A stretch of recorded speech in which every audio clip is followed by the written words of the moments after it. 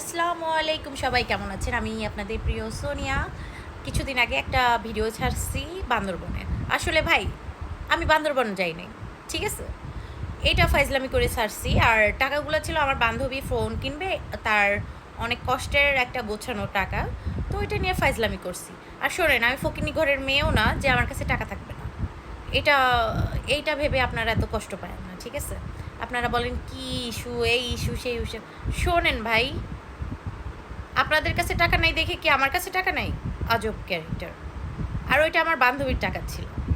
আর আমার কাছে থাকুক না থাকুক, আপনাদের তো কোনো যায় আসে না। আপনারা কেউ কেউ আছেন বাজে কমেন্ট করেন। বাজে কমেন্ট করে কি শান্তি পান?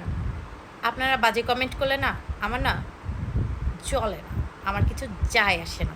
সো আপনারা যত পারেন বাজে কমেন্ট করতে থাকেন, আমার যায় আসে না। আর আমাকে যারা ভালোবাসেন তাদের জন্যই আমি আপনাদের সামনে আসি, আর কিচ্ছু না। আমাকে যারা ভালোবাসেন না তারা আমাকে ব্লক করতে পারেন। ওকে, আল্লাহ হাফেজ।